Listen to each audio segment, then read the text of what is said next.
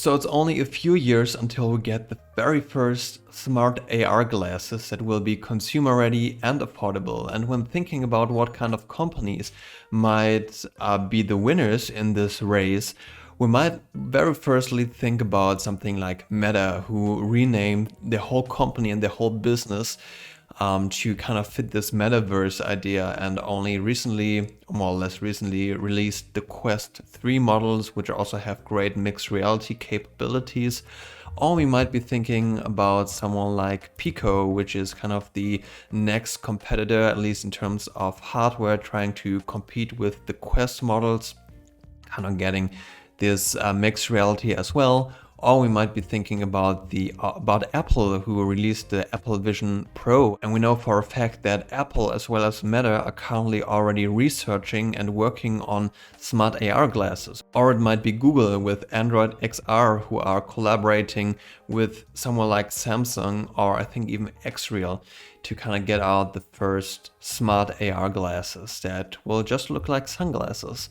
But there's actually a player who's in a very strong position, and if everything done right, might actually take the crown, or might be the kind of secret winner of this whole AR smart glasses hype that is probably going to start in the next couple of years, where AR smart glasses might become the new iPhone or smartphone moment. And this is, of course, Snapchat. And Snapchat is pretty interesting because they've already kind of been preparing for this in the last 10 years. And in this video, I want to analyze and kind of elaborate on why Snapchat might be the strongest player in the AR smart glasses market, how the market could develop potentially. This is, of course, all speculations in the future. And also what this might mean for us as developers or AR enthusiasts. So let's dive into Snap AR and spectacles. So I found this article here on BrandXR, and here they are pretty much talking about the market opportunity of $350 billion projected by 2030. And what we're pretty much talking about here is kind of what Snapchat is going into, right? So this whole AR industry and what it might actually improve, especially for businesses. Here we're talking about e-commerce, something like Sephora, Walmart, Boeing, who want to use this actually to sell their products, or maybe to show designs and ideas to clients. If we're talking about Boeing, they may want to visualize their airplanes and all of that. So it's kind of a next generation marketing, you could say. And one thing that really, and we're going to talk about this a bit later on too, but one thing that Snapchat really sets apart from the other competitors is that they have already been working with AR filters and kind of doing marketing and e-commerce within the Snapchat app for many, many years. And I only opened up my Snapchat app today because I wanted to do some research. And I found that, for example, they were already kind of selling and visualizing furniture and all of that, which is pretty interesting. We want to talk about that a bit later on.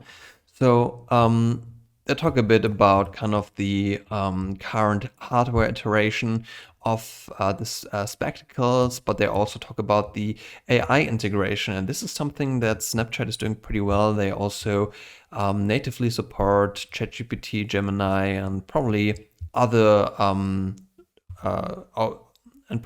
AI tools in the future as well. And they have so many features that have been introduced in the last couple of months and years that they are really kind of at the forefront. I would say maybe even the most advanced AR and in perspective even XR device on the market. And so this is talking a bit about the forecast and what's going to happen and what this might be great for. And we gotta really remember here these categories because they're gonna be very important later on. So it's gonna be retail and e-commerce, training and communications. So experimental marketing and storytelling, of course. It will be gaming as well. And also will be about learning, I guess, which might fall into this training category here. And so if we're gonna keep in mind these kind of categories where augmented reality might be the strongest, also communications, if you're talking to someone who doesn't speak your language, this can be really powerful. We're gonna later on kind of connect that to what Snapchat is currently already doing and what the capabilities already are. And then we'll kind of find out why they're actually so strong. And the fundament of all of that is actually Lens Studio. And for those who don't know, Lens Studio is their kind of engine, which is an AR first developer platform. This is kind of important. And I think this has already been released a long time ago. So I think, yeah, 2017. Lens Studio was released, which is quite some time ago, originally meant for more like easy Snapchat filters, but then evolved over the years. And this is pretty powerful. If we're taking a look at other tools, then they are not usually AR first. Even if we take a look at the Unity engine, this is more of a general game engine, which also, of course, has great AR capabilities. I would say all in all, the most capable AR engine today. Lens Studio is very close behind. They have so many features and so many possibilities to build something for AR. It's very insane. Actually, I think it has more than Unity in some points, which is pretty great. So if we just take a look here, for example, at the developer documentation, for example, of Lens Studio, they have so many features, something like body tracking, for example.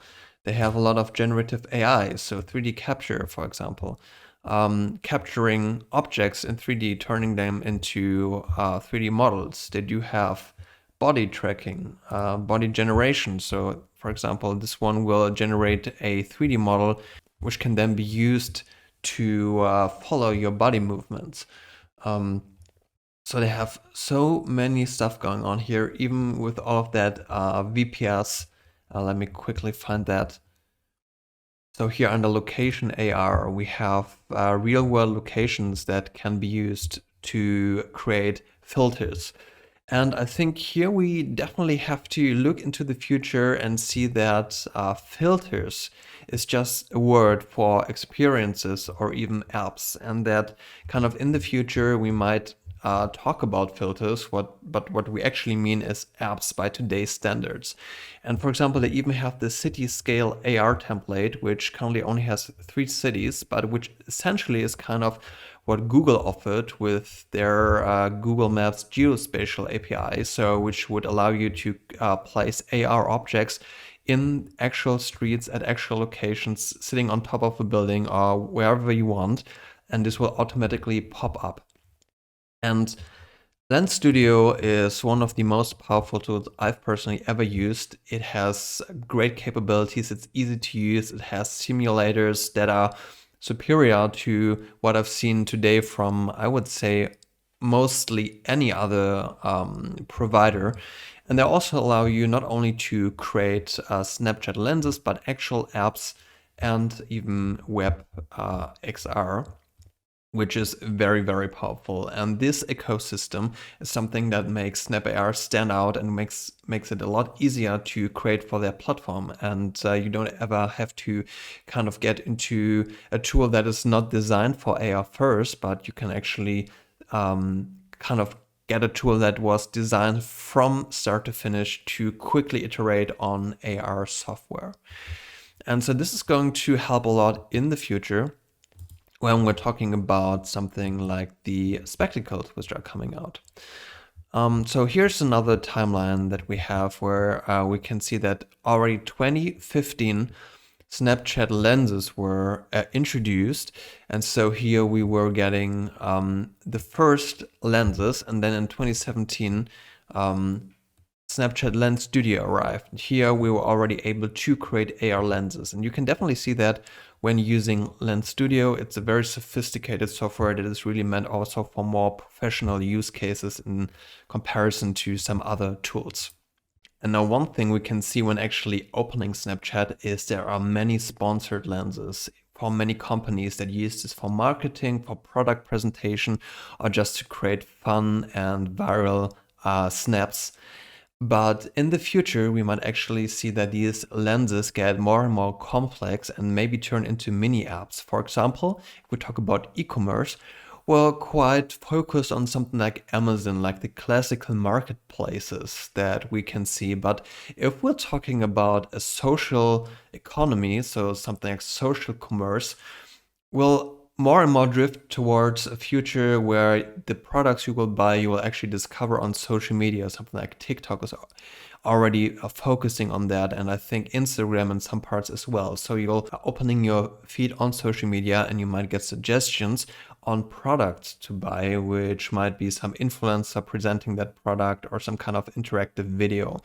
So it's going more and more into the social commerce area. And if we now think about that, we don't actually just see a person to present a product, but that we might scroll through a feed and we get filter suggestions, which are just small apps that will allow you to visualize a certain product in your space, or maybe put on some sunglasses in AR and it will tell you even a story about these sunglasses. There's a whole new interactive way of sell to people, which will be greatly enhanced by augmented reality.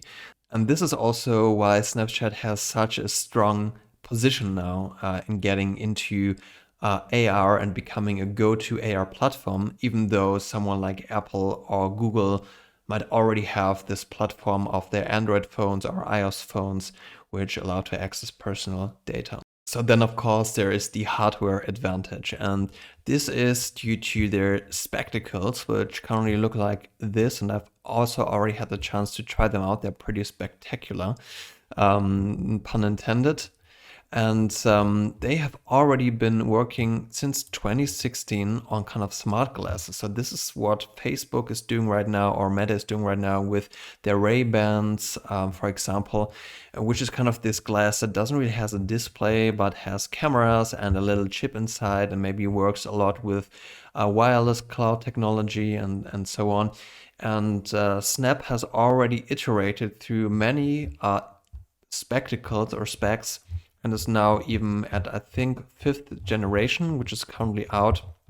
And the 6th generation then is coming next year, 2026, which is going to be a full-on AR smart glass device, which will be consumer ready. And I would say that Snapchat, due to starting with this quite early, is probably even a few years ahead of any other competition. So Meta, I would say, is even the closest. I mean, there are many smart glasses that kind of use audio and vision, but having something that is actually doing hand tracking and can do AR overlays, I think that probably Snapchat or Snap AR are going to be the first one to actually release this kind of consumer-ready glasses. We might see Meta trying to release something only shortly after, or being a bit more competitive.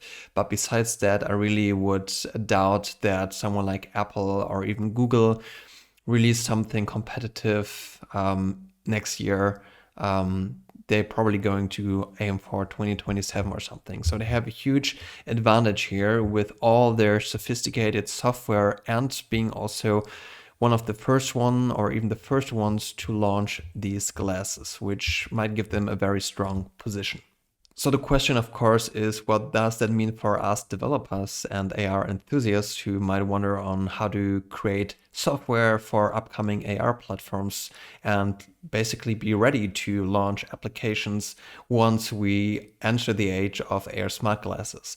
And I would personally say that definitely getting into Lens Studio and learning a bit of the basics would be a great way to prepare, because in my opinion, I would think there's a good chance that these specs, if they do everything right, if they are not too expensive, will play a pretty big role in the future of augmented reality. And if we think about that kind of transformation from maybe classical experiences that you would usually do, like going on Amazon for shopping, or maybe even opening an app to get a recipe, might turn into more social experiences. So as I already said, with shopping through social media and actually opening lenses, which is just another word for small applications, And also in regards to something like day-to-day activities, fitness apps or maybe cooking apps, learning apps, these might all turn into just these small lens experiences. And I would guess that they're also going to provide some kind of developer tools or to developer help actually to turn standard apps that are developed for iOS and Android, maybe using something like React Native or similar stuff, into Snap lenses, because Lens Studio is already running on JavaScript and TypeScript, which is also a popular language for apps. And of course, there need to be some kind of way to turn maybe native apps using Swift, Kotlin, and whatnot into maybe lenses for specs. Of course, Snapchat is not operating within a isolated space, and Apple, Google, and maybe other competitors are definitely trying to come for them, and Apple will probably release some smart AR glasses that are being perfectly integrated in their ecosystem, which is of course an advantage if you want to use your phone or your laptop in conjunction with your AR smart glasses. But this of course all is depending on how you use them. And I would guess that due to the fact that the snaps support just normal web browsing and so on, and web apps, you probably have something like WhatsApp, Instagram, and maybe even access to your photos connected to Google Photos or so on. So the question is always on how much this will actually matter, especially on Android, which is much more open and kind of less platform dependent, I would say. But for Apple, this will probably be a big argument here, having all of their stuff and the apps also working. Of course, there are also many challenges ahead for Snap AR introducing these devices. As already said, the integration with the existing technology, this will definitely be a question. Of course, they are not a massive hardware manufacturer like Apple or Samsung. We're just used to building millions and millions of consumer products. So can they actually satisfy the demand? If millions of people want to buy this, can they keep the prices down? Do they have this kind of supply chain advantages that bigger companies do have?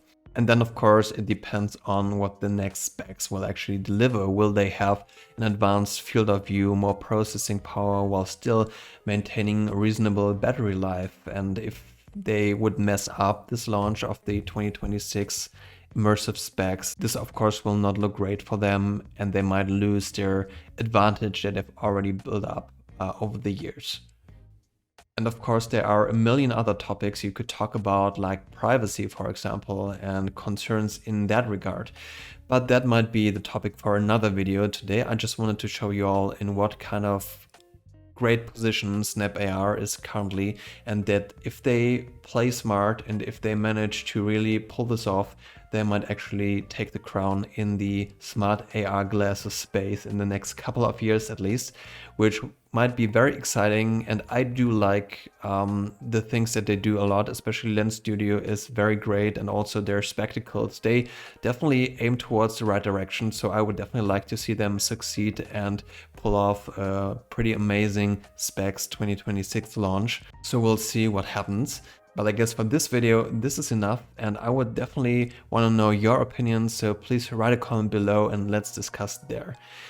But until then, as always, thanks a lot for watching and see you next time.